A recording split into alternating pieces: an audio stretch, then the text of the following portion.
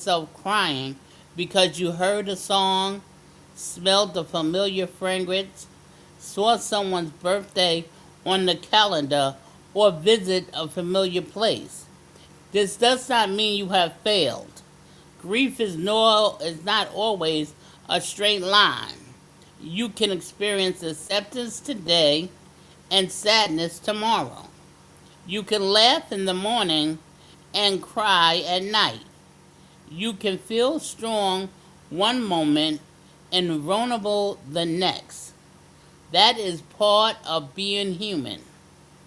A difficult grief day does not erase the healing that has already taken place.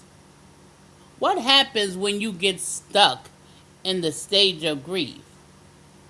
Sometimes people become stuck because accepting the reality of the loss feels too painful. They may constantly ask, what if only, why did this happen? What could I have done differently? Questions are natural. It's natural to have questions.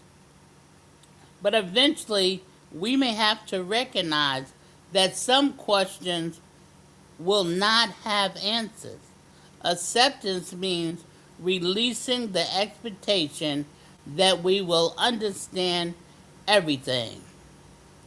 It means saying, I may never understand everything that happened, but I can choose how I will live from here. That is not weakness, that is courage. Acceptance and faith. For those who have faith, acceptance can also become a spiritual journey. Psalms 34 and 18 reminds us, the Lord is nigh unto them that are of a broken heart. God does not promise that we will never experience brokenness, but the scripture reminds us that God is present in the broken places.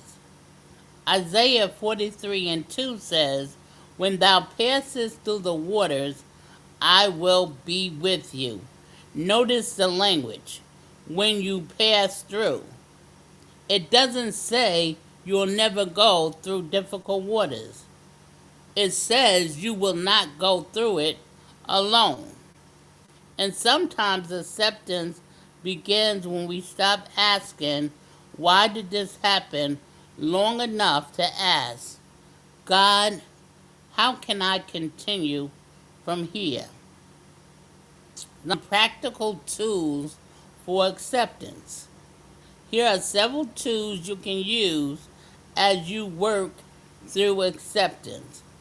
Give yourself permission to feel.